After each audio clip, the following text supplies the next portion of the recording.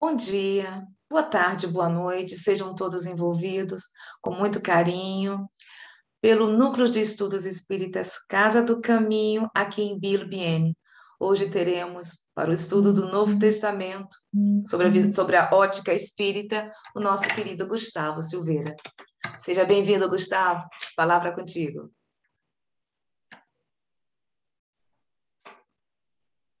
Boa tarde, boa noite para todos. Que Jesus possa nos inspirar e nos abençoar.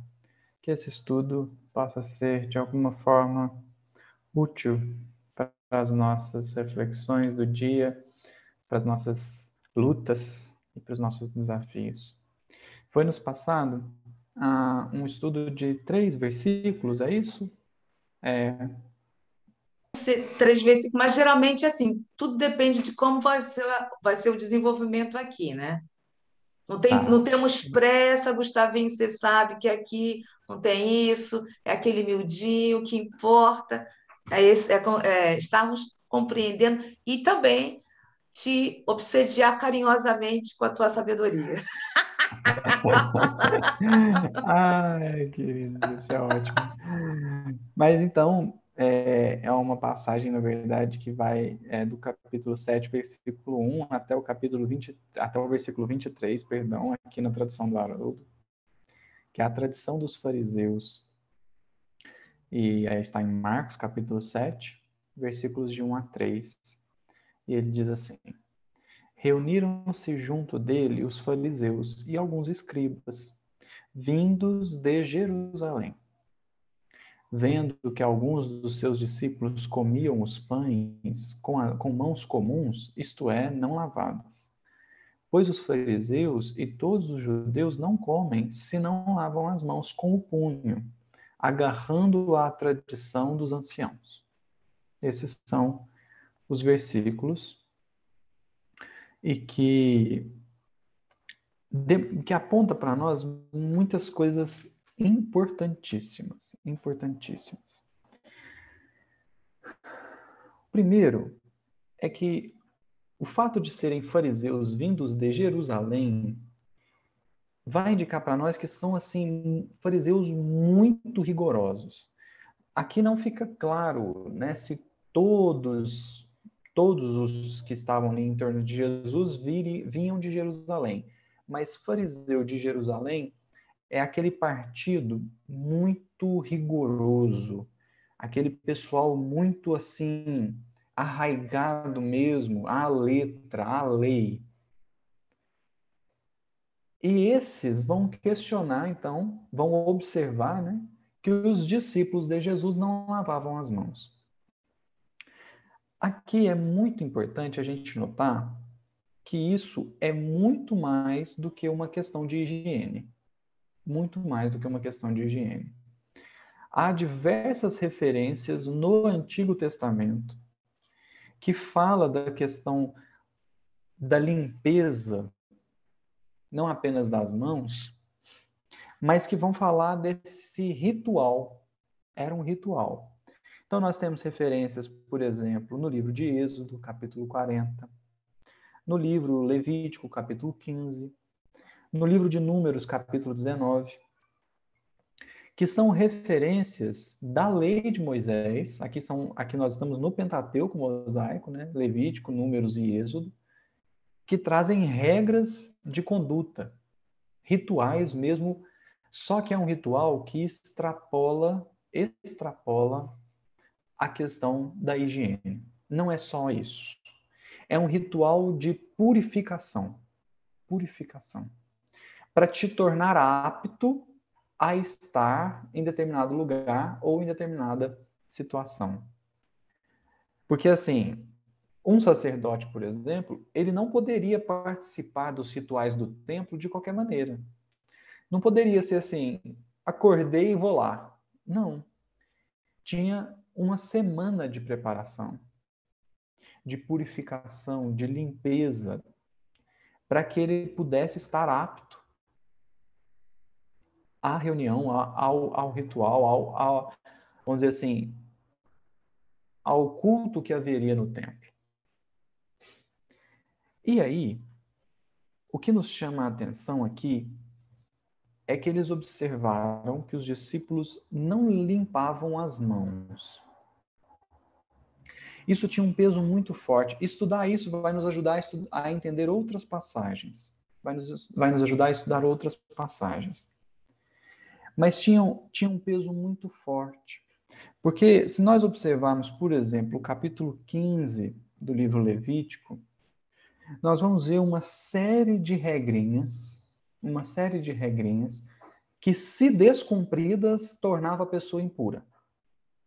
Então, eu vou ler só algumas, só para a gente ver o nível que era. Tá assim, ó.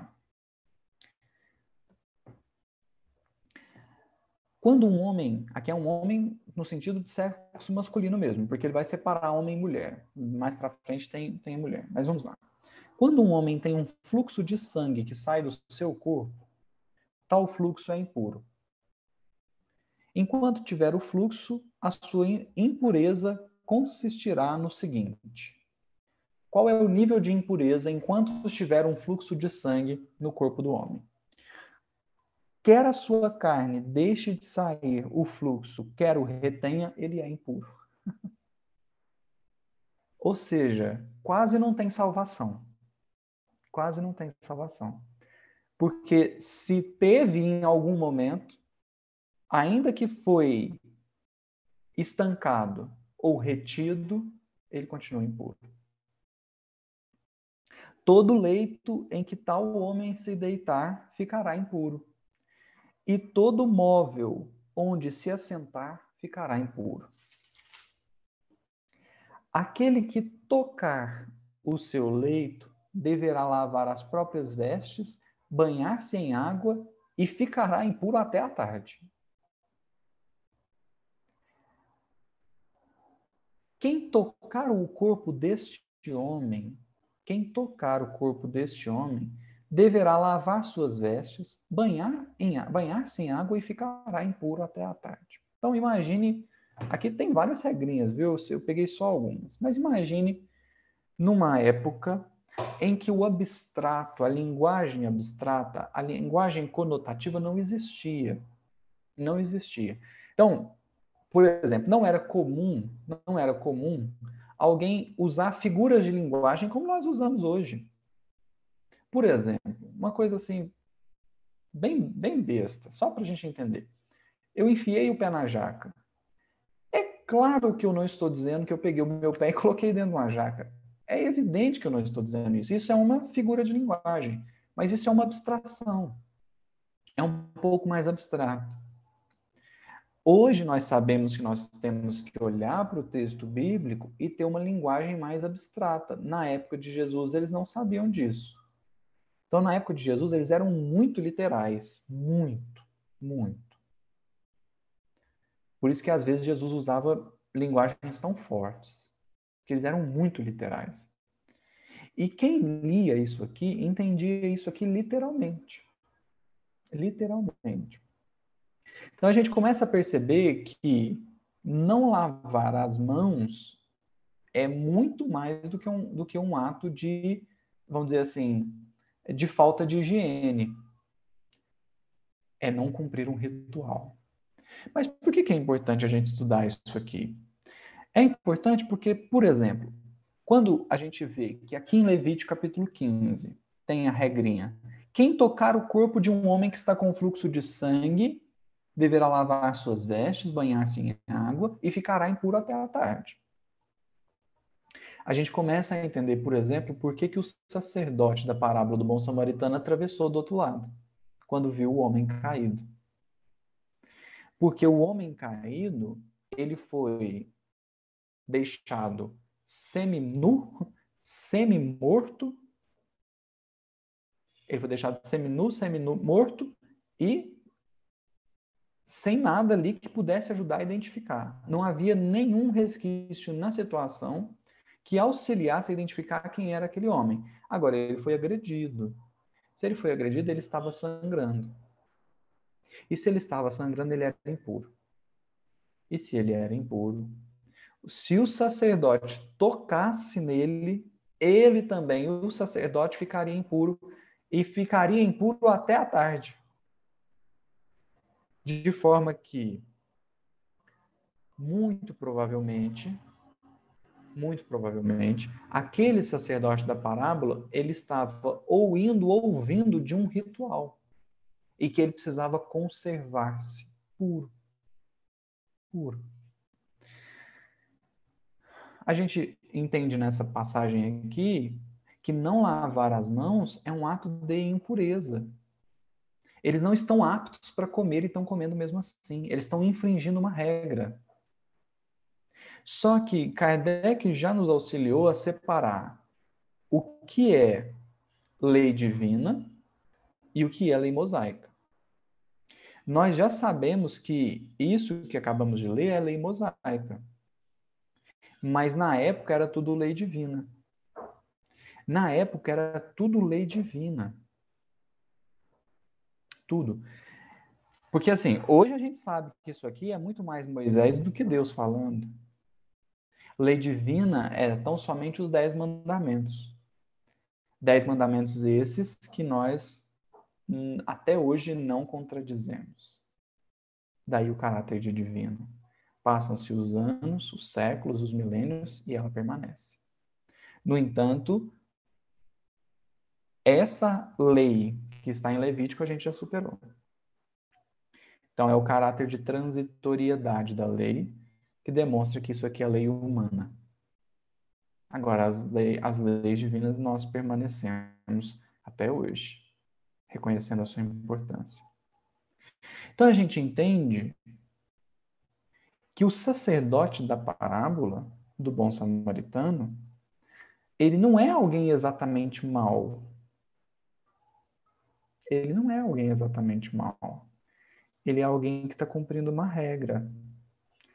Ele é alguém que está cumprindo uma lei que ele acha que é divina. Por que eu estou dizendo isso? Porque por muito menos a gente faz o que o sacerdote fez hoje. A gente troca de calçada não porque a gente está seguindo uma lei divina, mas porque às vezes é movido de um preconceito, é movido de um medo injustificável. Aí a gente percebe que a parábola do bom samaritano, por exemplo, ela tem muito mais aplicação hoje do que naquela época. Porque o sacerdote que trocou de lado, assim, eu se alguém quiser que a gente passe no texto da parábola, não tem importância.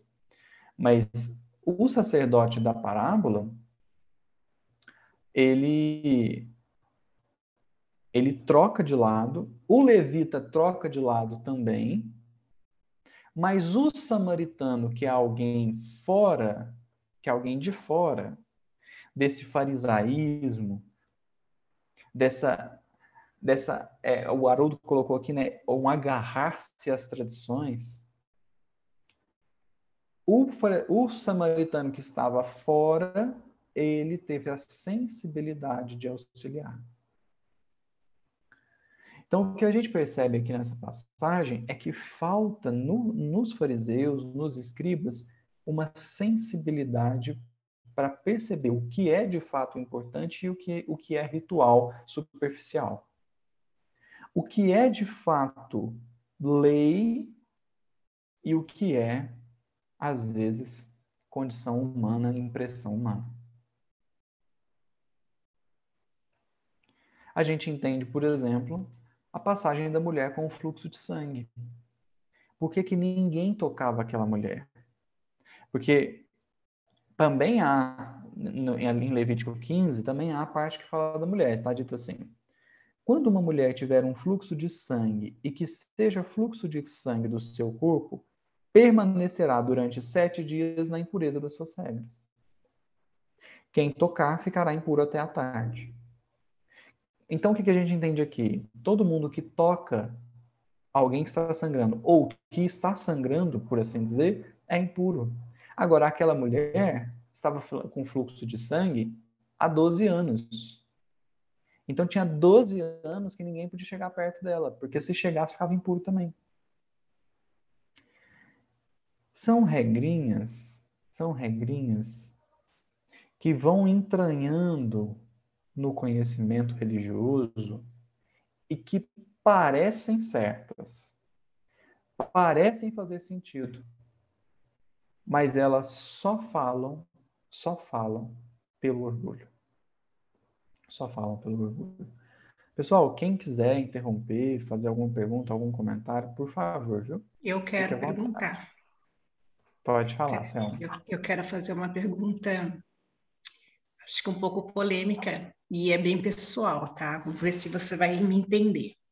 Olha só, você falou, eu anotei aqui, que os fariseus, né, eles tinham aquela mentalidade antiga, né?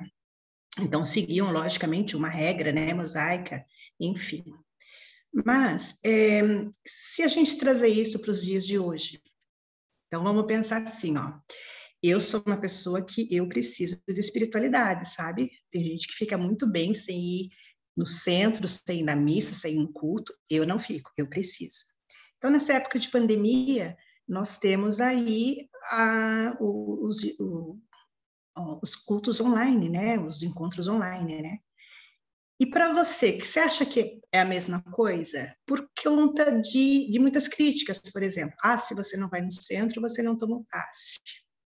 Se você não vai na missa, né, não tomar hóstia, você não está dentro do ritual, sabe? Você não está com Jesus dentro de você, ou se você não vai no culto. Estou dizendo isso porque eu tenho uma miscelânea de religião dentro da minha família.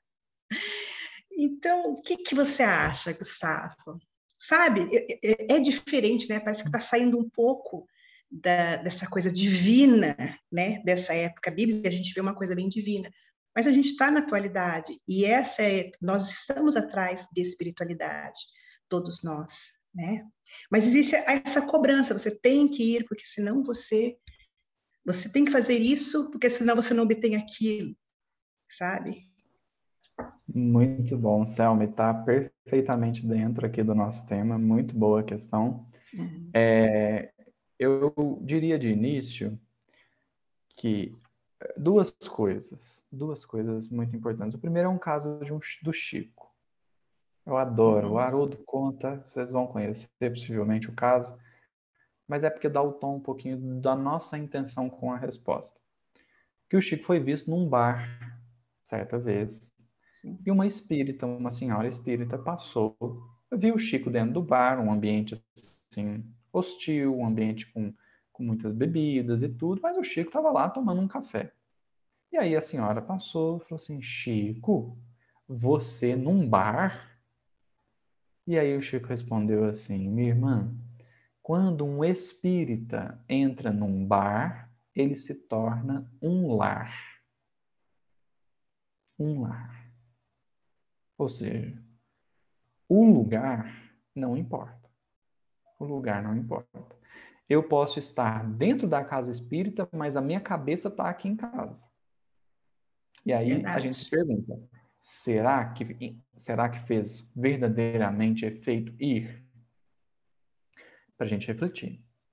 Um outro ponto que eu gostaria de trazer para a gente iniciar a discussão é uma fala de Paulo que está na primeira carta aos Coríntios, primeira ou segunda. Ele diz assim: não sabeis vós que sois o templo de Deus e que o Espírito de Deus habita em vós? Ou seja, Deus não habita templos construídos por mãos humanas. Deus habita o templo que ele construiu, que ele criou, nós. Nós somos criaturas dele. Querer determinar o lugar em que Deus habita, em que a gente tem um encontro com a espiritualidade, é menosprezar o poder e a presença dos espíritos e de Deus. Porque eles não têm matéria, eles são imateriais, eles vão onde eles quiserem.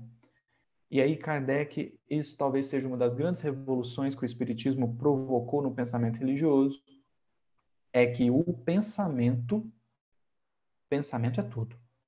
Kardec vai dizer assim, o pensamento e a vontade são para o espírito que as mãos e os pés são para o homem encarnado. Imagina, como é que você age no plano espiritual? Não tem mão? Imagina um espírito puro, não tem mão, como é que ele age? Pensamento e vontade. Então, a gente entende que se isso vale para um desencarnado, isso vale para nós. Então, às vezes a gente está criando regrinhas demais, né? Regrinhas demais. Por outro lado, a gente precisa ponderar o seguinte: nós precisamos fazer um estudo sobre nós mesmos para identificar o móvel das nossas atitudes e das nossas decisões. Por que eu estou decidindo isso? Por que eu estou querendo aquilo? O que me move nisso? É muito importante que a gente faça esse estudo de si mesmo, porque quando a gente olha os fariseus aqui, eles eram pessoas extremamente preocupadas com o externo. Só que o Espiritismo fala para a gente se preocupar com o interno. Por quê? Porque o externo é expressão do interno. Ou melhor, o externo pode ser expressão do interno. Quando ele não é, quando o que a gente faz fora não é expressão do que a gente está carregando dentro, a gente precisa ficar calculando a ação. Pensando, racionalizando, né? Nossa, agora, que palavra que eu vou dizer agora? Meu Deus, que gesto que eu posso fazer? Meu Deus, como é que eu vou... Sabe? Quando não é espontâneo, quando não é do íntimo, a gente fica fazendo conta, né? Então, o Espiritismo fala assim, olha, cuida do seu mundo interno, porque se você tratar o seu mundo interno, o externo vai ser tratado naturalmente. Naturalmente. Então, por que eles falam assim? Faz a caridade. Não é um ato externo. Observa dentro de si os móveis dos sentimentos que você pode alimentar para que a sua caridade lá fora seja uma expressão do que tem aqui dentro. Por que eu estou dizendo isso? Porque às vezes, a gente está defendendo uma ideia que é correta, que é boa, mas o móvel da defesa é ruim.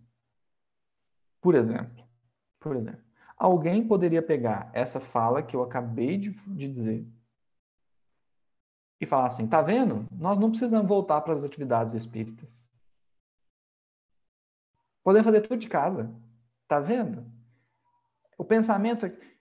E aí, a pessoa pega o argumento, mas o móvel da defesa dela é uma preguiça de voltar. Entende? É uma preguiça. Aí a gente tem que ver o que está movimentando o espírito dela, assim. Porque nós temos condição, sim, de fazer. Pensa, Kardec fazia até reunião mediúnica dentro de casa. Até reunião mediúnica ele fazia. Leon Denis fez reunião mediúnica dentro de casa. Mas será que às vezes eu vou pretender isso movido dos melhores sentimentos? É um ponto que a gente tem que considerar. O que nos move, o que nos movimenta nas decisões que tomamos. Porque pode ser tão somente um cumprimento de regrinha, pode ser um orgulho querendo falar mais alto, e por isso não basta simplesmente dizer, não, a gente consegue fazer de casa, o pensamento é tudo. Tá, consegue. Mas para eu fazer isso, eu preciso estar movido dos melhores sentimentos. E às vezes o que me move é o sentimento de preguiça, é o sentimento de ficar na zona de conforto, é o sentimento de manter minha vida como ela está. Só que manter do jeito que está é continuar aqui. E eu não sei vocês. Eu queria subir um pouquinho. Pois Então é, é preciso. eu acho interessante que você fala isso, porque tem muito comodismo, né? Nisso tudo, é isso que eu estava conversando com uma outra pessoa também, daqui da Suíça, que ela mora na montanha, uma pessoa muito querida, em Ruhr. Então, desde que começou a parte virtual, as pessoas não querem ir também, ir para o centro. Antes era, no caso, assim, não podia por causa do corona. Aí começaram na parte virtual, não posso porque estou com isso, estou com aquilo outro. Então tem sempre desculpas, né? Bom, então eu vou passar também para que seja interessante que como a Selma perguntou, mas tem o que você está falando, não mudar, sair da zona de conforto, Posso falar? por favor. Pode, Adilson, pode falar. Bem, o nosso querido irmão, primeiro que aquela expressão que você falou para os espíritos, o pensamento e a vontade são que amam para o homem, está na Gênesis, capítulo 14, item 14. O nosso irmão José Carlos Bacelli, você deve conhecer o Bacelli, ele falou que na seara do Evangelho, o maior título é de servidor. Quando alguém me elogia, né, Luiz falou que na Casa Espírita elogia é dispensável. Quando eu me elogio, eu falo assim, são um simples instrumento enferrujado na mão da espiritualidade. É a questão 459 e os espíritos, né? De comum, de ordinário, eles nos dirigem. Estamos cercados de uma nuvem de testemunha. Obrigado pela atenção, desculpe tomar o tempo. Perfeito, Adilson, perfeito. Obrigado pela referência. Eu lembrava que era na Gênesis, eu não me lembrava direitinho o capítulo. Obrigada, viu, Gustavo? Foi muito, muito útil mesmo. Não, eu que agradeço, Selma. Foi muito importante a questão, porque o nosso intuito é justamente pegar esse farisaísmo e trazer para os dias de hoje. Porque, assim, a gente pode ficar aqui aprofundando, até seria interessante, né? É um estudo bacana de se fazer. Quem são os fariseus? Quem são os escribas? Né? Mas tudo isso que nós fizemos aqui hoje, agora, nesse momento, foi num intuito de buscar elementos que nos permitam trazer esse texto para os dias de hoje. É a gente começar a observar o móvel das nossas ações. Emmanuel tem uma mensagem muito interessante que eu gostaria da gente passar aqui, chamada Lábios. Está no livro Trilha de Luz. Porque com o nosso farisaísmo, porque, veja, a gente passou séculos pensando que servir a Deus era uma questão de palavras. Quando a gente aprofundou muito, a gente achou que era uma questão de ação. Não, porque eu tenho que fazer assim o assado. Então, eu tenho que rezar X Pai Nosso, Y Ave Marias, tenho que ir na igreja tantas vezes por semana. E aí, com a doutrina espírita, a gente é convidado a aprofundar um pouquinho mais. É convidado a aprofundar um pouquinho mais. E esse aprofundamento, ele, às vezes, é desafiador. Às vezes é desafiador. Por que eu estou indo na casa espírita? Por que eu estou estudando o espiritismo? Por que eu estou vindo fazer a reunião no grupo online? É se atentar, é o que Santo Agostinho fala no 919A, né? É fazer o estudo de si mesmo, percebendo o móvel das suas ações. Porque, assim, o que nós vamos observando é que, às vezes, a gente também cria regrinhas dentro da casa espírita, dentro do trabalho espírita. Então, eu não me lembro se eu contei aqui a última vez que vim, eu já contei isso algumas vezes em live, de uma casa que eu frequentava em outra cidade e que eu ajudava nos trabalhos ali da noite, da palestra pública, né, e tudo, aí tinha um passe. E aí o passe, ele se encerrava 7 horas da noite. 7 horas. Então, deu 7 horas, a equipe de passe perguntou, tem mais alguém para o passe? Aí não tinha mais ninguém para tomar passe, então nós vamos encerrar. Então eles começaram 7 horas em ponto. 7:01, 7:02, chegou uma família, entrou no centro e me perguntou assim, moça, a gente está precisando de passe. Será que vocês poderiam dar o passe em nós? Era um casal e 2 meninos, um até de colo. E aí eu fui, então, no coordenador do passe, naquele dia, e falei assim, olha, chegou uma família, estão precisando de passe. E aí ele falou assim, não, o passe acaba 7 horas da noite, pede para ela voltar aqui, sexta-feira. Eu falei assim, meu amigo, eu não sei de onde eles são, eu não sei, assim, você não pode fazer. Não, nós já encerramos, então pede para ela voltar depois. E não deram o passe. Não deram. O disciplinado, entre aspas, fala assim, mas tem que ter ordem. Tem que ter ordem. 7 horas é 7 horas. O pessoal já fez a equipe, já fez o encerramento e tudo. Assim, mas veja, a gente precisa ponderar que exceções são necessárias. Exceções são necessárias. Eu não estou falando da gente deturpar a ordem. Mas a caridade, Não né, se trata, Gustavo? não se trata de abandonar a ordem, mas é porque em nome da disciplina a gente está dizendo não para a caridade.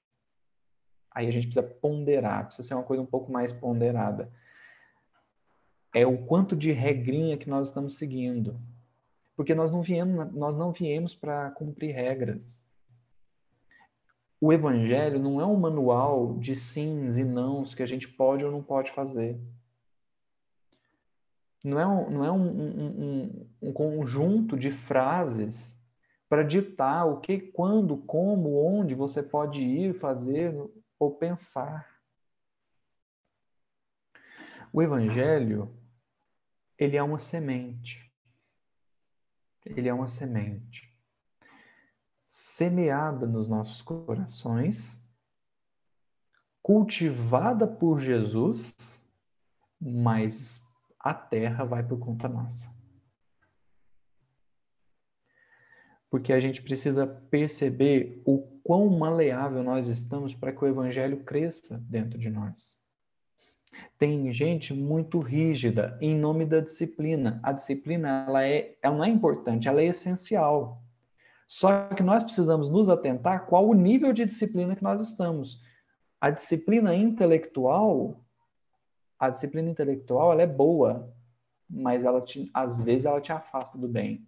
É preciso ter uma disciplina do coração. Usar o bom senso, né, Gustavo? Bom senso, né? Eu disse isso, perfeito. É a disciplina do coração. O que o meu coração está indicando. O dirigente teria dado passe. Pois é. Aí foi a minha oportunidade de aceitar as pessoas como elas são. E aí, assim, eu fiquei muito triste. Eu fiquei muito triste. Mas eu percebi que era também uma lição para mim. Porque eu estava pedindo que ele fizesse uma caridade de aceitar o outro, e naquele momento, Jesus estava me pedindo para fazer a caridade de aceitá-lo como ele é. Mais ou menos como a palestra, como o bom samaritano que você estava dizendo, né? Ele deixou literalmente o outro lado do rio, né? Da rua, né?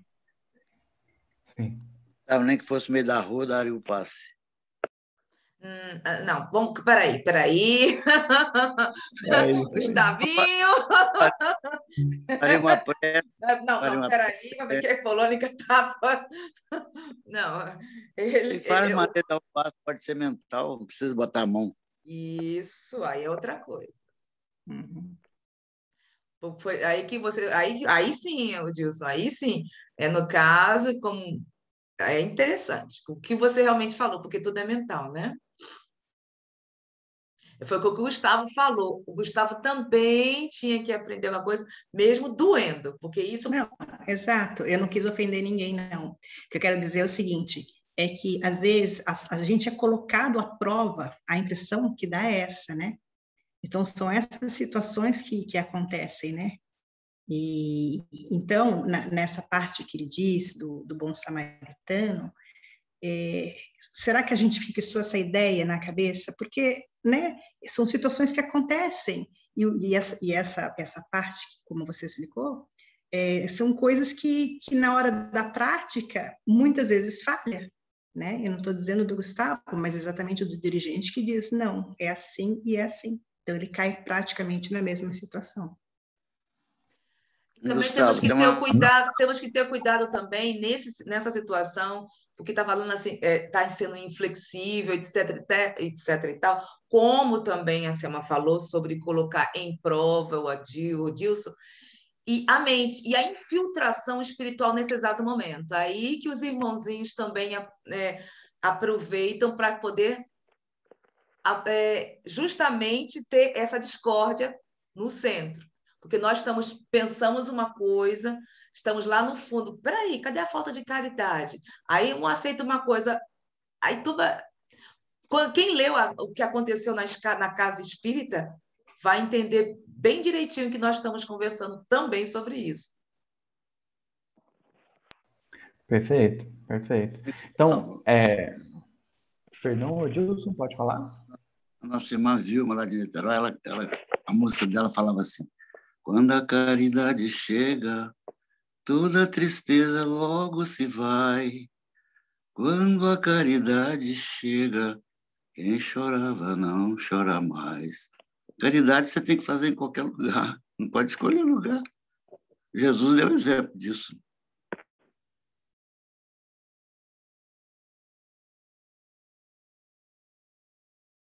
Exatamente, exatamente. Então, é porque assim, entende como a questão é complexa? Se a gente ficar pensando demais, a gente pode dizer assim, não, o dirigente do passo estava certo. Se começar a raciocinar demais, você encontra caminhos para dizer ele estava certo. Mas se a gente discutir demais, a gente também vai dizer assim, ele estava errado. Mas a questão aqui não é essa. A questão aqui não é essa. A questão não é decidir se ele estava certo ou errado. A questão é decidir, a questão é pensar, refletir por que ele não tomou a decisão por dar o passe. Não vou dizer aqui se ele estava certo ou errado, mas é porque naquele momento a regra valeu mais do que uma pessoa. Por quê? E aí é por isso que a gente fala tanto do coração e do sentimento. Porque, em verdade, e aí é uma fala de Emmanuel, assim, que ela tá sondando, acho que eu tô tão viciado nessa frase do Emmanuel, porque tudo que eu penso e reflito tá chegando nessa frase. Mas Emmanuel diz assim, o coração inspira o cérebro dirige a existência. Quando eu tô falando de uma ação, quando eu tô falando de um ato, de uma palavra, ela veio do cérebro. Mas o cérebro foi inspirado pelo coração. Então, o que o Emmanuel está dizendo? Se a gente tratar o coração vai inspirar bem ao cérebro, o cérebro vai tomar boas atitudes, boas decisões. Quando a gente fica só no intelecto, raciocinando demais, às vezes a gente cai no farisaísmo. Não, porque tem que ser, porque falou, porque está escrito, porque... entende? Mas quando a decisão vem do coração, você acaba com qualquer argumento. A pessoa fala assim, puxa, mas você quebrou a regra. Eu falei assim, quebrei, mas é por causa que eu fiquei com... Eu tive piedade, eu tive compaixão, eu tive amor por aquelas pessoas, então eu quebrei a regra. A pessoa fala, não, então tá bom. Então tá, né? É porque às vezes a gente está preocupado demais com fazer certo. Qual que é o certo? Eu falei, não tem certo. Não tem certo. Qual é o móvel da sua ação? Qual é a intenção? Qual é o sentimento? Aí sim a gente está na questão certa. Porque, por exemplo, e aí é o que Emmanuel vai falar nessa mensagem chamada Lábios. Não vou me aprofundar muito nela, não, porque tem um versículo mais para frente que vai falar disso. Mas vamos pegar Paulo de Tarso. Paulo de Tarso. Tem um determinado momento que Paulo e Barnabé estão planejando uma viagem. Não me lembro se é a primeira ou se é a segunda. Está narrado em Paulo e Estevão. E aí o Barnabé, no meio da discussão, do planejamento, que o Paulo está lá assim, né, pensando onde que ele vai, como que ele vai, onde é que ele, qual que é o caminho melhor, tudo. O Barnabé chega e fala assim, Paulo, eu posso levar meu sobrinho? Quem que é o sobrinho? O João Marcos, de 10 anos. Aí o Paulo nega. Aí você fala assim, nossa, o Paulo é ruim, né? Porque coração duro. Falo, não, ele está muito mais preocupado com o João Marcos do que o próprio Barnabé. Entende que o não de Paulo ali é muito mais amor do que o sim que Barnabé quer dizer? Porque o sim é a vontade de uma criança de 10 anos, porque a criança queria ir. Agora, uma viagem a pé, no deserto, sem saber onde é que você vai chegar, quem que você vai encontrar, como é que você vai ser recebido, levar uma criança de 10 anos, não é sensato. Então o Paulo diz não. O Barnabé insiste, o Paulo cede, eles levam o João e dá errado. Dá errado. Barnabé volta com João Marcos e o Paulo segue sozinho. Entende que ali é uma questão, porque às vezes a gente não percebe a intenção de fato. Porque só pela ação não dá para você decidir. Então, eu te falo assim, não, o dirigente do passe, ele negou o passe, pessoal. Eu falo assim, que coisa feia. Eu falo assim, mas, assim, é por isso que o exercício para mim era não julgar. Porque eu não sei o que estava acontecendo lá dentro da Câmara de Passe. Para dizer não. Eu sei, conhecendo a pessoa, eu sei que foi por causa de uma regra. Eu sei que foi. Mas poderia não ser. Então a gente fala do sentimento porque é o sentimento que vai valer no final das contas. É o sentimento que vai valer. Tanto que Estevão não ficou assim triste nem magoado com o que Saulo fez.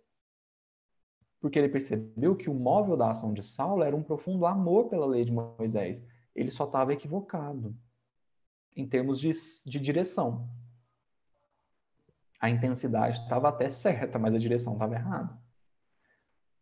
A gente pega isso tudo e começa a perceber que se a gente não se atentar ao sentimento, a gente se perde no labirinto da razão.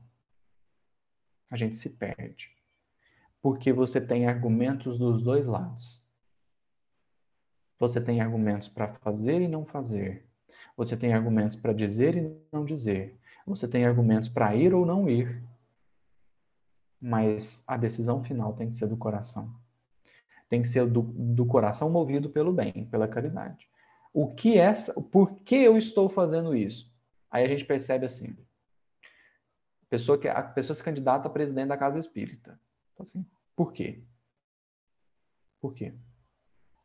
Qual é o móvel dessa ação?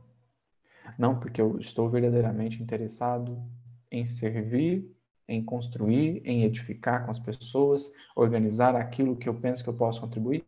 Ótimo. Mas às vezes está num móvel de dizer assim, não, porque eu não gosto do presidente que está lá agora.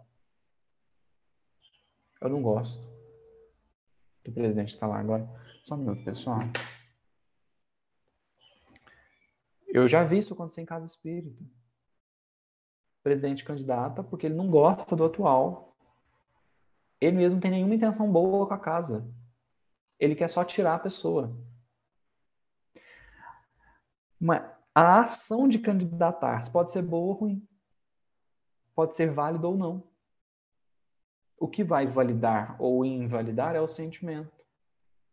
Por isso que nessa mensagem chamada Lábios, Emmanuel vai dizer assim, os lábios dão passagem ao verbo e transmitem o beijo.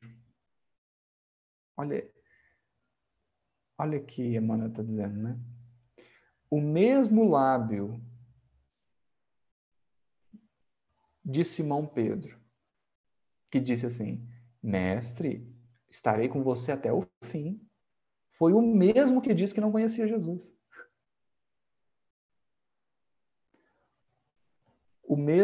A mesma boca que fala da coisa boa pode dar o beijo que entrega e trai.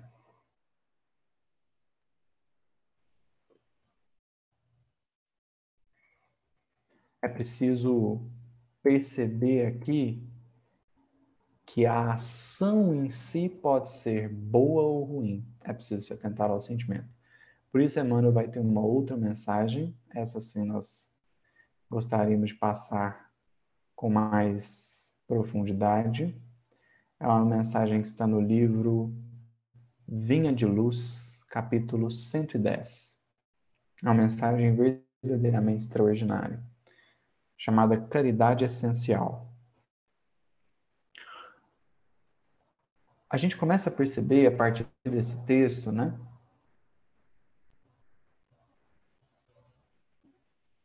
que alguns fariseus notam ali que os discípulos não lavaram as mãos, ou seja, não seguiram a regrinha. A gente começa a perceber, por exemplo, que a caridade que a gente faz, ela pode não estar sendo exatamente a caridade que Kardec mencionava. que eu quero dizer com isso? Não sei se todo mundo já teve a oportunidade de ler, por exemplo, o livro Voltei. O livro Voltei, Irmão Jacob, Psicografia do Chico. O irmão Jacob é Frederico Figner, um grande espírita, uma pessoa assim que fez coisas extraordinárias ao movimento espírita aqui no Brasil, não só ao movimento espírita. Ele foi responsável por trazer grandes avanços tecnológicos para o país, assim, uma coisa extraordinária. E aí ele desencarna. E assim, ele foi recebido por Bezerra de Menezes, então nós não estamos falando de qualquer espírito. O irmão Jacob foi recebido pessoalmente por Dr. Bezerra de Menezes, então não é qualquer um. Só que o Dr. Bezerra de Menezes está formando um grupo de 17 espíritos. 16 já estavam lá. E aí o Bezerra manda parar a caminhada. Não, agora nós vamos esperar um pouco. E aí tá todo mundo assim, né? Por que nós vamos esperar? Aí o Bezerra falou assim, não, é porque na verdade nós somos um grupo de 17 e só tem 16 até o momento. Nós temos que esperar a outra pessoa chegar. E tá todo mundo assim, quem que é? E de repente chega uma mulher envergonhada da própria luz. Ela brilha tanto que o irmão Jacob fica com inveja da luz dela. E ele começa a pensar assim, em tudo que ele fez, né? E não foi pouco. Não foi pouco. O que ele fez foi verdadeiramente extraordinário. Só que ele não brilhava nem 10% do que a mulher brilhava. E aí ele ficou pensando assim, puxa, eu que fiz tanto, brilho tão pouco, né? O que será que essa moça fez? Aí, o que ela fez? Ela foi professora de escola pública a vida inteira. E aí está lá, irmão Jacob, que trouxe avanço tecnológico, que ajudou a fundar a editora, que ajudou a espalhar a mensagem espírita para o Brasil inteiro, que fez um punhado de coisa brilhando 10% do que a moça brilhava. Então a gente precisa entender que a gente pode fazer muito lá fora. Fora no sentido externo. A minha ação é verdadeiramente boa, a minha ação ela atende muita gente, a minha ação ela provoca mudanças, a minha ação ela transforma. Mas ela precisa mudar intimamente. Ou seja, o que eu quero dizer? Ao entregar uma cesta básica, pode ser um gesto de amor ou um ato de obrigação. Eu que escolho. Eu que escolho. Fazer um atendimento fraterno pode ser um ato de amor ou um ato de obrigação. Eu que escolho. Às vezes a gente está indo porque tem uma frase no Evangelho segundo o Espiritismo falando assim, fora da caridade não há salvação. E a gente está indo porque a gente é espírita e a gente precisa fazer a bendita da caridade. Fala, mas que caridade é essa que não movimentou o coração? Que caridade é essa que não atingiu o sentimento? Que caridade é essa que é incapaz de olhar para o outro? E aí a gente percebe o nível que nós estamos colocando, e aqui eu vou falar mais de mim, né? Não posso falar de vocês, não. O nível que eu vou colocando a caridade. Porque às vezes você se propõe a fazer uma ação. Chega lá, a pessoa precisa de outra. Ela não precisa do que você levou. Ela precisa de outra coisa. Aí você perde a paciência com ela. Mas... Então você vai para levar a cesta, mas a pessoa precisa conversar. E aí? Aí você fala assim, não, desculpa, eu vim aqui entregar a cesta. Eu não vim aqui falar com você. Fala, que caridade é essa? Que caridade é essa que quer impor ao invés de adaptar-se? Então, eu chego, não, eu vim aqui entregar a cesta. Então, ótimo, mas a sua cesta ela é assistência, ela não é caridade. Porque a caridade olha para o outro. O que ele precisa e como eu posso fazer para auxiliar. Nesse sentido, a gente começa a perceber como, por vezes, em geral, os espíritas, e me incluo, têm colocado a caridade como obrigação. E o peso da obrigação é muito, muito grande. Muito grande. Porque a gente vai colocando um punhado de regrinha, como os fariseus aqui colocavam. um Gustavo, punhado de regrinha. posso dar um exemplo bem interessante que o Ernesto Por sempre favor. fala. O Ernesto fala assim interessante, porque quando ele estava no Paraguai, tinha vizinhos bem numa situação bem difícil e tinha os coquinhos, com aqueles coquinhos, biscoitinhos, coquinhos que eles tomavam, comiam duro, duro, duro e comia, comia, comia, comia. E ele olhando assim, a mesa com presunto, com pão, com queijo e tudo isso, aí chamou, vem cá tomar o café da manhã comigo. Aí ele veio, o menino, não era um menino. Quando Ernesto fez o pão com queijo, com presunto, com o que eu sei, ele foi, comeu e cuspiu. Que porcaria!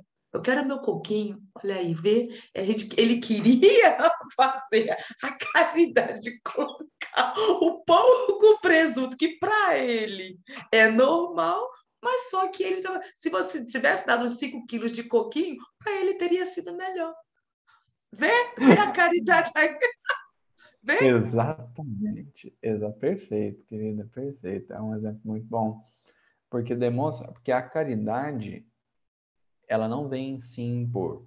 É por isso que ninguém está como que violentado a evoluir. Porque faz parte da caridade você atender a necessidade do outro, não a sua. Por isso que o mandamento é amar o próximo. E por vezes nós temos amado o nosso eu que existe no próximo. Então eu adoro você desde que você se pareça comigo. E olha, detalhe, tem que parecer nas partes boas, porque se você parecer nas partes ruins, eu também não vou querer você perto, porque você me mostra a minha sombra. Eu quero ver a minha parte boa em você. E quando eu não vejo, eu não gosto.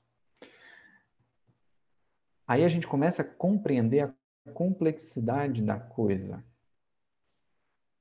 A caridade em si, ela é um desafio. Ela é um desafio. Portanto, se você está esperando acordar assim, mega bem disposto para fazer a caridade, olha, vai acontecer, mas vai demorar um pouco. Demorar um pouco. Falei, o que eu faço? Aí, eu não me lembro se foi na última vez que nós comentamos isso. É algo que tem me ajudado muito no meu dia a dia, é pensar assim, enquanto não der para fazer por amor, que pelo menos seja por boa vontade.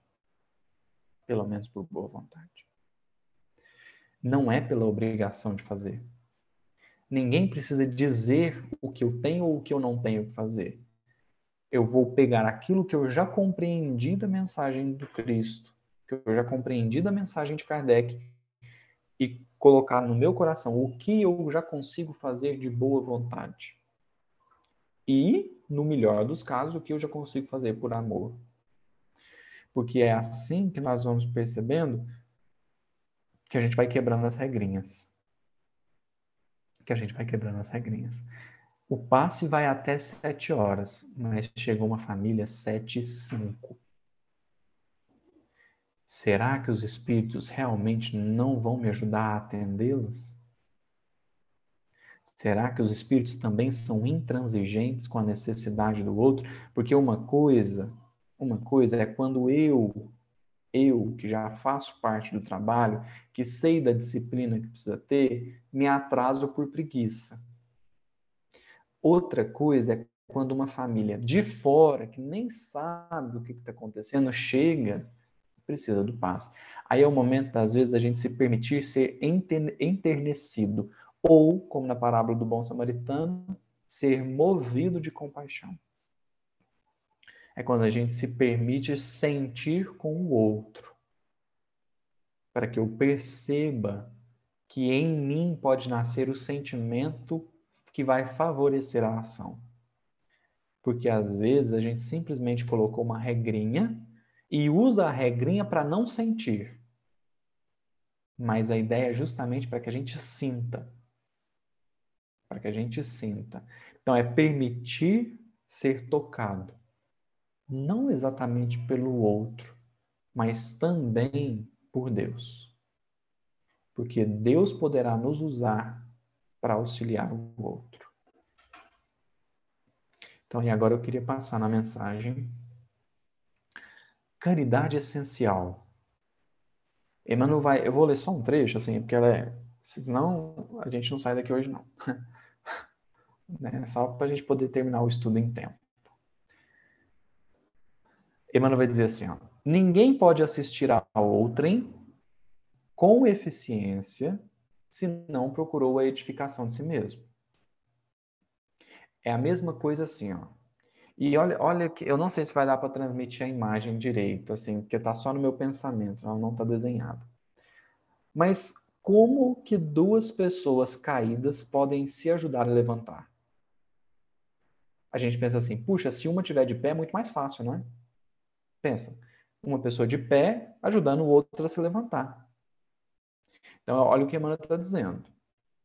Ninguém pode assistir a outrem com eficiência se não procurou a edificação de si mesmo.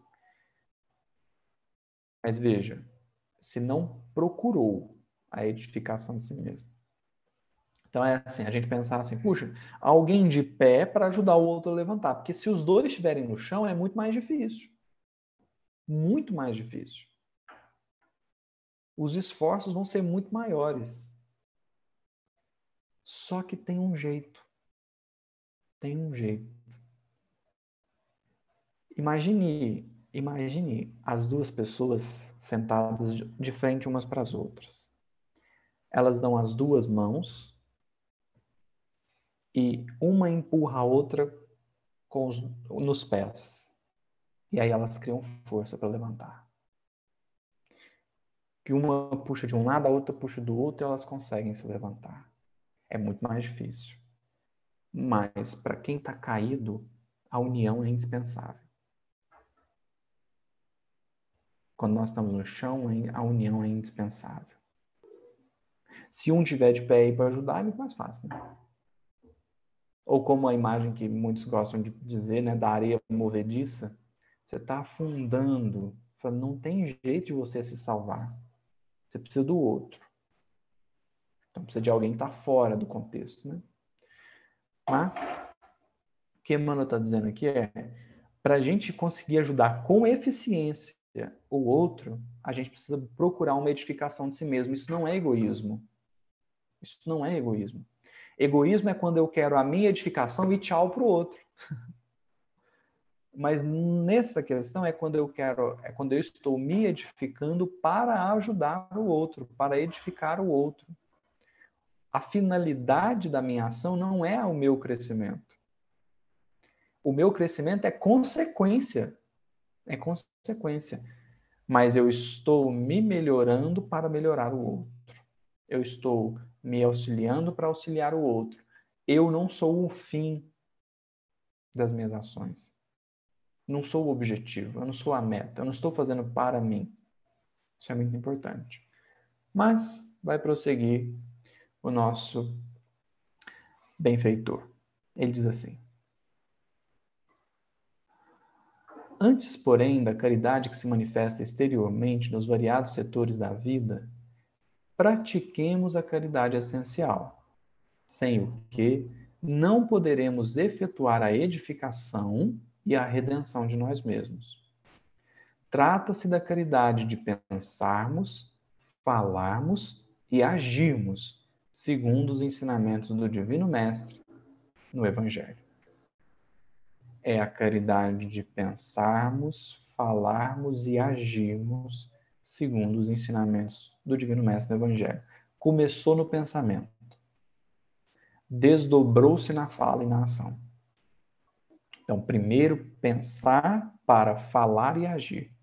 Só que o pensar aqui é muito mais do que uma atividade intelectual. Porque no livro Pensamento e Vida, Emmanuel define mente como um espelho. Um espelho. O coração é a face do espelho e o cérebro é o centro das irradiações. Então é um espelho, porque todo espelho tem a face, tem o centro e tem o foco. A mente é o espelho, o coração é a face e o cérebro é o foco. Então, quando fala pensamento, é uma ação que envolve, vamos dizer assim, é uma atividade que envolve cérebro e coração. Então, aí são os passos de Alcione, né? É conhecer, meditar, sentir e viver. Porque, em verdade, a gente só vive aquilo que aprendeu a sentir. Por mais que a palavra seja uma, a ação seja uma, é o sentir que diz o que a gente vive. É o sentir. Por isso que Emmanuel está dizendo, é a caridade essencial, que deve ser praticada antes da caridade externa. Esse antes aqui é um ponto que a gente precisa entender. Não significa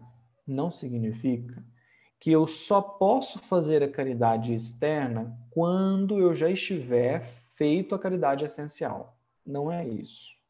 Não é esse o ponto. Não se trata aqui assim, vamos, porque senão alguém poderia ler esse texto e falar assim, então eu não vou mais na casa espírita, porque eu ainda nem penso, segundo Jesus, como é que eu quero fazer a caridade externa? O ponto aqui é, em cada ação que eu for fazer, cada ação, antes de eu pensar na ação que eu estou fazendo, possa o evangelho inundar a minha mente. Eu vou fazer a caridade externa, indiscutivelmente, mas antes de cada ação que eu for realizar, eu vou procurar pensar, falar e agir segundo Jesus. Então, eu já não vou entregar uma cesta básica de qualquer forma, eu já não vou fazer um atendimento fraterno de qualquer forma, eu já não vou conduzir um estudo de qualquer forma, eu já não vou dar um passe de qualquer forma. Porque importa agora não somente a ação ou a palavra, mas importa agora o pensamento que eu tenho ao realizar a ação. Porque às vezes o meu pensamento é assim, nossa, estou aqui no centro, né? Quantos bônus horas será que eu estou ganhando? Será que já deu para construir uma casinha lá em nosso lar, né? Nossa, a gente aguenta tanta coisa. Ou, às vezes, é menos espiritualizado, né? Nossa, será que vai dar para comer aquele pastel, aquela pizza hoje à noite? A conta que tem que pagar, o carro precisa abastecer. É no momento da caridade, seja a caridade o único assunto da nossa mente. E por isso Emmanuel nos convida aos passos: pensar, falar e agir. Porque tudo começa no coração. O coração inspira o cérebro dirige a existência. Se a gente não permitir que o evangelho penetre o coração, a gente vai estar igual aos fariseus. E quando o evangelho penetra o coração, eu não preciso te dizer o que você tem ou não tem que fazer. Não preciso. É um processo. A gente está convidado a viver esse processo. Nesse processo tem erro e tem acerto, nesse processo tem queda e tem levantar, nesse processo tem um punhado de coisa. Mas em tudo ele vai ter aprendizado. Então é preciso atentar-se ao coração. Ao coração. Por que eu estou fazendo o que eu estou fazendo? Qual é a minha real intenção? Qual é o meu verdadeiro sentimento? Eu me recordo aqui de um caso de um amigo muito querido, o Wellington Mello, vocês conhecem? Sim, Foi sim, sei. vivenciado por ele. Wellington. Wellington, Borginho. Talvez isso, aquela turma. É. É muito provável até que vocês já conheçam o caso, então, mas que ele saindo de um restaurante na beira da estrada, tirando o carro ali, ele notou que estava saindo uma fumaça estavam se levantando para fora, para além ali das dependências do restaurante. Então ele avançou com o carro assim para ver o que que era, né? Às vezes pensando era um incêndio, alguma coisa. E aí ele notou que estava uma senhorinha preparando ali alguma comida, olhando ali umas panelinhas, duas, se não me engano, fogãozinho de lenha, tudo, né? E ele tinha acabado de sair do restaurante, estava com alguma comida dentro do carro. E ele então olhou para a senhorinha e falou assim: Ei, a senhora tem comida aí? E aí a senhorinha respondeu: Tem, o senhor aceita um pouco? Puxa, você vai precisar falar para essa senhora que ela precisa dividir o que ela tem? Você vai... É o óbolo da viúva, né? Você acha que você precisa explicar evangelho para uma pessoa dessa? Dizer o que ela tem, o que ela não tem que fazer? Não, ela já construiu no coração dela. Você acha que ela precisou ler Kardec, Fora da Caridade na Salvação, para oferecer um pouquinho do que ela tinha para o Wellington? Puxa, de jeito nenhum. Então, quando atinge o coração, você pode abandonar todos os livros. Pode abandonar todos os livros. Em termos de, vamos dizer assim, em termos de regra de conduta, né? Conhecimento é sempre importante. Mas você não precisa mais de regra. Não precisa mais de alguém dizendo o que você pode ou não pode fazer, o que você precisa ou não precisa fazer. E pelo coração, pelo coração movido do sentimento do amor, nós vamos tomar as melhores decisões. Vai estar todo mundo perplexo. Não é possível que você vai fazer isso. Não é possível que você vai tomar essa decisão. Mas no coração a gente entende a intenção. Que eu posso, que eu sigo. Para a gente não cair nesse farisaísmo moderno. Ou nesse farisaísmo da época de Jesus também. Então, é o que é o Dilson, né? Fugiu aqui da telinha, mas acho que É o Dilson, né? É o Dilson. É o que o Dilson falou. Você dá o passo no meio da rua. Claro, né? Claro. Você não vai chamar a atenção de ninguém, porque também não é intuito. Né? Daqui a pouco você tá querendo até uma mesinha para pôr o copinho com água, pedindo médium de sustentação. Não. Mas ninguém está impedido de parar e fazer uma prece. Silenciosa. Não precisa falar nada, não. Em silêncio, porque eu já conheço. É aí que a gente usa o conhecimento espírita, né? Não. Eu já sei o que eu preciso fazer. Vai lá, Odilson. O Preto Velho, foi a prece do Preto Velho. Preto Velho está aqui, a prece dele. Foi atendido.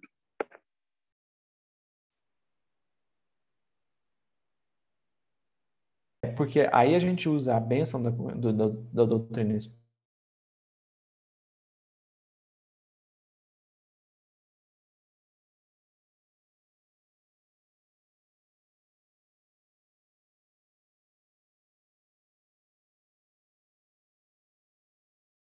Até o Kardec pergunta no Livro dos Espíritos, ele pergunta assim, para Deus as palavras importam? Não é exatamente isso não, mas é mais ou menos esse intuito. Para Deus as palavras importam? Aí os Espíritos dizem assim, perguntar se as palavras prefere ser adorado em um idioma ou outro. Olha que genial isso. Porque se as palavras importam, vamos todo mundo ter que aprender aramaico e hebraico. Porque Jesus ensinou o Pai Nosso em hebraico, como é que faz? Né? Estamos rezando em português, estamos rezando em inglês, alemão, como é que faz? Está errado. Porque se as palavras importam, você não pode nem traduzir. Porque se traduziu, mudou a palavra. O simples fato de que o Pai Nosso funciona tanto em inglês, quanto em português, quanto em aramaico, quanto em qualquer outro idioma, o fato de que isso é verdade prova que as palavras não importam. Porque mudou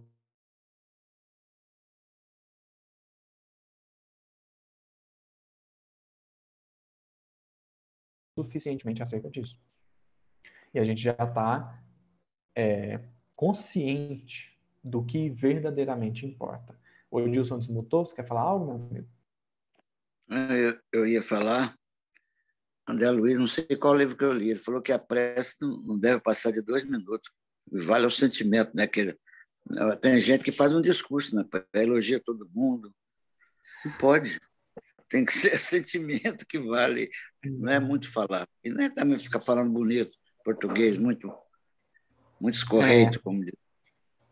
Pois é um cuidado que a gente tem que ter também, porque às vezes a prece, vamos dizer assim, a gente tem, eu não sei assim dizer muito as causas, né? Mas parece que a gente tem tanto medo do sentir ou do não sentir que a gente raciocina demais. Então, às vezes, a prece se torna uma palestra não pelo tempo que ela dura, mas pelo número de referências bibliográficas que ela tem. Assim, por causa disso, como diz Emmanuel em tal livro, e aí a pessoa está citando Emmanuel, está citando Kardec, ela está fazendo uma referência, a prece é uma referência. Claro que são importantes porque conduzem o pensamento. Podem ser, né? Aqui nós não estamos condenando de forma nenhuma nada, até porque nem temos condição para tal. Mas é para a gente pensar, o quanto da nossa prece tem nascido do coração, porque a quantidade de referências que a gente é capaz de ligar. Então a gente está citando, faz prece e cita Emmanuel, André Luiz, Bezerra, Kardec. A prece virou uma palestra, não pelo tempo, mas pela carga teórica que ela tem, né? Não, a prece do coração. Eu não sei se vocês conhecem o Vitor Hugo, é um grande amigo, um amigo muito querido. Puxa, a prece dele, meu Deus, é nascido do coração, sabe? Você sente, você percebe. Então, é isso que nós somos convidados a sentir. Sentir para dizer, não o contrário. Meus amigos, é isso que nós gostaríamos de trazer. É o que nós temos buscado, na verdade, com o Evangelho. São Francisco dizia, faz a caridade de tal forma, o bem de tal forma, só usa a palavra quando for necessário. Sim, exatamente. Isso é pura verdade, né? É uma grande lição. Mas, enfim, é isso que nós gostaríamos de trazer, é o que nós temos tentado com o Evangelho, é trazer ele para a nossa vida, né? Porque uma coisa que tem impactado muito os nossos estudos é a fala de João no prólogo.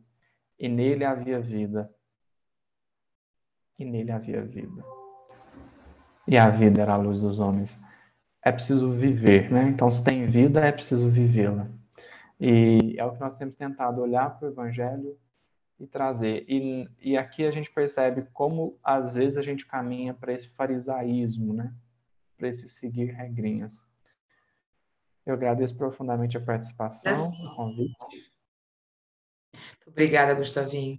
Alguma pergunta, gente? Vamos aproveitar, vamos fazer essa.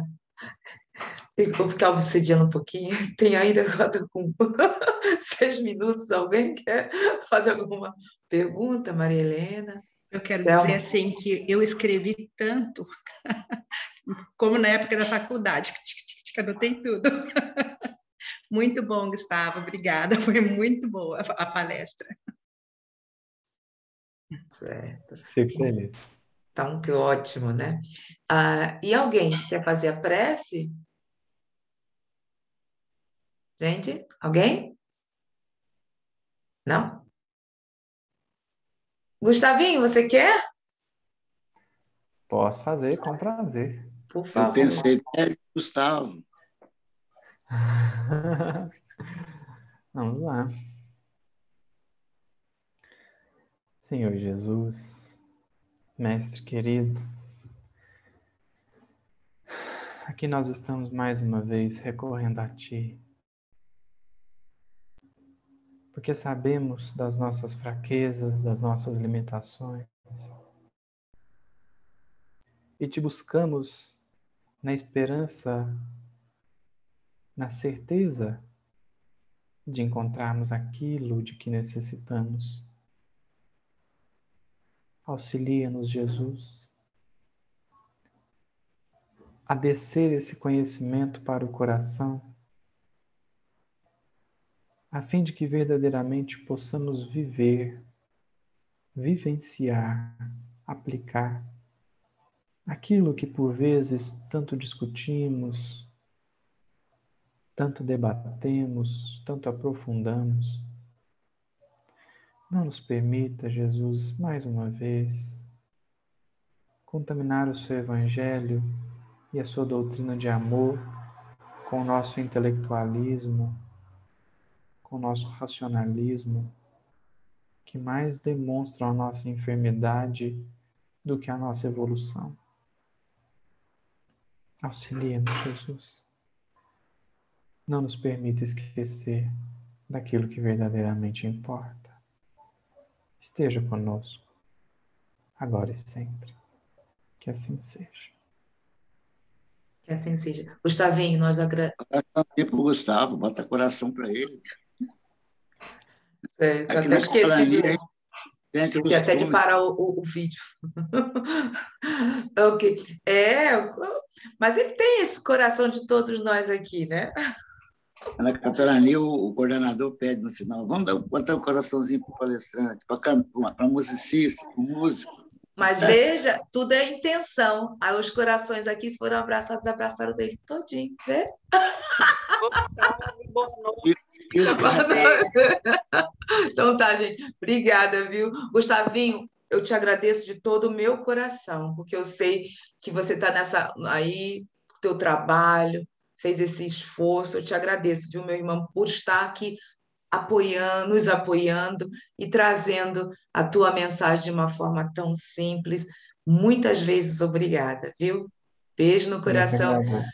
Gustavo, depois eu vou te deixar uma mensagem, por favor, tá? Dá uma olhadinha. Tá Muito bom. obrigada. Obrigada, Obrigado gente. a vocês, gente. Tchau, tchau. Até Tchau, mais. Deus obrigada. abençoe. Tchau. Tchau. Obrigada. está com vocês. Tchau. Tchau, gente.